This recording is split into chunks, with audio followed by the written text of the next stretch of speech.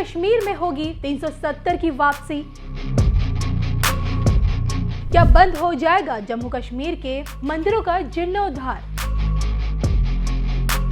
क्या घाटी में मंदिरों की घंटियां बजनी फिर से बंद हो जाएगी?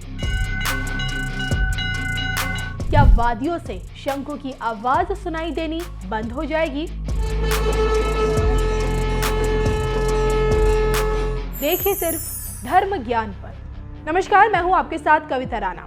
आज ये सवाल इसलिए पूछे जा रहे हैं क्योंकि 370 और 35A पर मोदी सरकार के फैसलों को अदालत में चैलेंज किया जा रहा है। सरकार के 4 साल पुराने फैसले के खिलाफ कोर्ट में आवाज उठाई गई है। धारा 370 को फिर से बहाल करने की मांग उठ रही है और इनकी याचिकाओं पर सुप्रीम कोर्ट में सुनवाई भी चल रही है। अब सरकार के फैसले के खिलाफ डाली गई 13 याचिकाएं क्या कश्मीर के हिंदूवादी इतिहास को बदल सकती हैं? धारा 370 का क्या कश्मीर के हिंदुत्ववादी इतिहास से कोई संबंध है? ये बताने से पहले आपका ये समझना ज्यादा जरूरी है कि आखिर क्यों धारा 370 की वापसी देखी जा रही है। इसको लेकर सुप्रीम कोर्ट के वरिष्ठ वकील अश्विनी उपाध्याय का क्या कुछ कहना है, पहले आप उन्हें सुन लीजिए।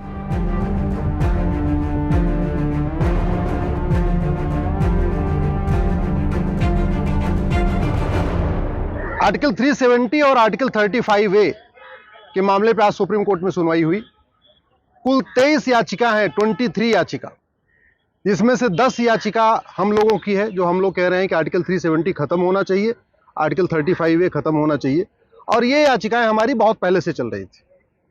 जब सरकार ने आर्टिकल 35A खत्म कर दिया, आर्टिकल 370 खत्म कर दिया, तो सरकार के फैसले के खिलाफ 13 याचिकाएं आई।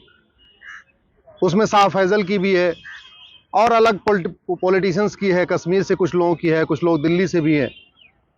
और उनका कहना है कि जो सरकार का जो डिसीजन है आर्टिकल 370 खत्म करने का, आर्टिकल 35A खत्म करने का, ये ठीक नहीं है। तो सुप्रीम कोर्ट की 5 जजों की बेंच ने जो टोटल 23 पिटीशंस हैं, 10 पिटीशन सरकार के साथ या उसको कह सकते हैं आर्टिकल 370 के खिलाफ और आर्टिकल 35A के खिलाफ, उस पे, और 13 याचिकाएं जो कह रहे हैं 370 बहाल होना चाहिए और 35A बहाल होना चाहिए। इन सभी 13 याचिकाओं को क्लब कर दिया है और इन सभी 23 याचिकाओं पे आज सुनवाई हुई है। सुप्रीम कोर्ट की 5 जजों की बेंच ने माननीय चीफ जस्टिस के अध्यक्षता में इस पर सुनवाई किया है। हम सब लोगों को अपनी अपनी तरफ से रिटर्न सबमिशन देने के लिए कह दिया गया है, कंपाइलेशन देने के लिए कह दिया गया है, जो हमें जजमेंट साइट करना वो भी कह दिया गया है। 27 जुलाई तक हम लोग अपनी अपनी तरफ से जो बहस के लिए जितना रिटर्न सबमिशन देना वो दे देंगे और 2 अगस्त से इस पे डे टू डे हियरिंग होगी। हमारा ये कहना है कि आर्टिकल 370 एक टेम्परेरी प्रोविजन था, वो कुछ दिनों के लिए आया हुआ था। उसको तो कायदे से 5 साल के बाद खत्म हो जाना चाहिए था, 1955 में खत्म हो जाना चाहिए था या मैक्सिमम 1960 में खत्म हो जाना चाहिए था। ये तो बहुत देर हुई है। और दूसरा आर्टिकल 35A तो कभी पार्लियामेंट में डिबेट ही नहीं हुई। 35A तो कभी पार्लियामेंट में इस पे कोई चर्चा भी नहीं हुई, ना पार्लियामेंट ने उसको पास किया। इसलिए जो लोग कॉन्स्टिट्यूशन पब्लिश करते हैं वो लोग 35A लिखते ही नहीं है। कॉन्स्टिट्यूशन में आपको किसी भी पब्लिशर का कॉन्स्टिट्यूशन हो, उसमें आपको आर्टिकल 35 के बाद सीधे 36 मिलेगा, 35A मिलेगा ही नहीं। क्यों? क्योंकि वो कभी पार्लियामेंट में आया नहीं, बिल आया नहीं, चर्चा हुई नहीं, पार्लियामेंट से पास हुआ नहीं, सिंपल सा एक एग्जीक्यूटिव ऑर्डर से कर दिया गया। और इतना खतरनाक आर्टिकल 35A जो सीधे सीधे कश्मीर में रहने वाले हिंदुओं को सेकंड क्लास सिटीजन बना देता है, महिलाओं को सेकंड क्लास सिटीजन बना देता है, वहां रहने वाले दलितों को ऑफिसर बनने से रोकता है। जो भारत के जितने सारे कानून है उसके कारण आर्टिकल 370 कारण वहां लागू ही नहीं होते थे। प्रिवेंशन ऑफ करप्शन एक्ट नहीं लागू होता था, मनी लॉन्ड्रिंग एक्ट नहीं लागू होता था, ब्लैक मनी एक्ट नहीं लागू होता था, जितने भी लोकपाल एक्ट नहीं लागू होता था। तो सबसे जो बढ़िया उसका फायदा मिलता था वो कश्मीर का अलगाववादी उठाते थे, जब तक ये 370 था और 35A था। वहां के चरमपंथी, क्योंकि आपका पार्लियामेंट में कोई भी कानून बनाओ वो कश्मीर में लागू ही नहीं होगा जब तक कि वहां की विधानसभा ने उसको अप्रूव कर दे। तो हमने यही कोर्ट से कहा है कि बिल्कुल पार्लियामेंट के पास पावर था कि जो 370 टेम्परेरी आया उसको वापस खत्म कर दे। पार्लियामेंट के पास पावर है कि 35A जो कभी आया ही नहीं पार्लियामेंट में उसको वापस रिपील कर ले। और तीसरा एक ऑब्जेक्शन जो पिटिशनर्स कह रहे हैं, वो कह रहे हैं कि जम्मू कश्मीर को बांटा क्यों गया। भारत में जितने भी राज्य बने हैं, या तो ये डेमोग्राफी के आधार पे बने हैं या तो लैंग्वेज के आधार पे बने। जैसे आपका पहले महाराष्ट्र एक राज्य था, लेकिन गुजराती बोलने वालों के लिए अलग से एक राज्य बन गया, गुजरात अलग से निकल गया। ऐसे देश भर में जितने भी राज्य बने हैं वो या तो डेमोग्राफी के आधार पे बने हैं या तो लिंग्विस्टिक आधार पे बने, भाषाई के आधार पे। हमारा ये कहना है कि लद्दाख की भाषा बिल्कुल अलग है, लद्दाख की डेमोग्राफी बिल्कुल अलग है, लद्दाख में रहने वालों का कल्चर बिल्कुल अलग है।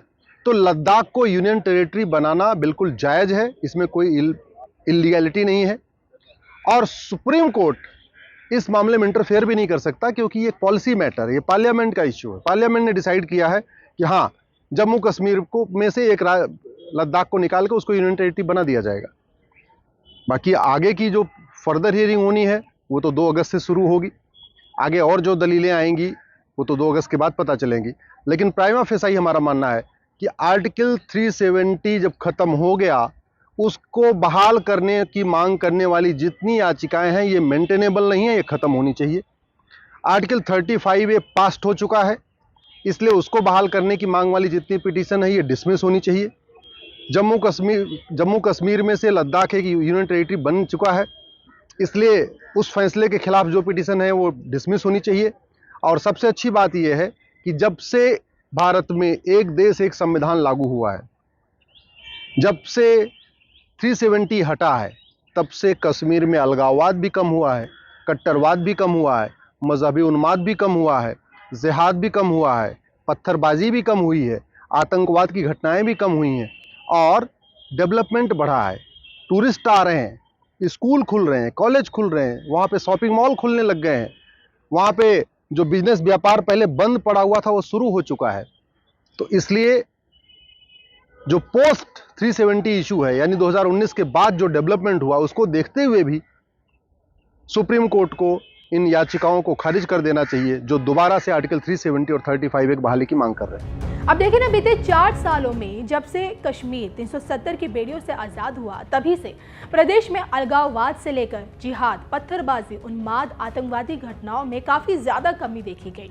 तो वहीं नए भारत के नए कश्मीर में अब पर्यटकों की संख्या में भी बड़ा उछाल आया है। इसके पीछे की वजह है जीर्ण शीर्ण मंदिरों का जीर्णोद्धार, कश्यप ऋषि के कश्मीर की सनातनी तस्वीर का जिंदा होना, इसी जन्नत में स्थापित 2300 पुराने शारदा पीठ मंदिर का उद्घाटन और इन्हीं मंदिरों की मरम्मत से घाटी में बढ़ते कश्मीरी पंडितों की दिलचस्पी। जी हाँ, कश्मीर की इसी बदलती तस्वीर को देखते हुए कश्मीरी पंडितों की घर वापसी की अब उम्मीद जगी है। और इसी के साथ साथ निवेश और कारोबार में भी जहाँ बढ़ोतरी हुई है, तो वहीं दूसरी तरफ करोड़ों के प्रोजेक्ट्स पर भी इस वक्त कश्मीर में काम चल रहा है और साथ ही साथ लाखों लोगों को रोजगार भी मिला हुआ है।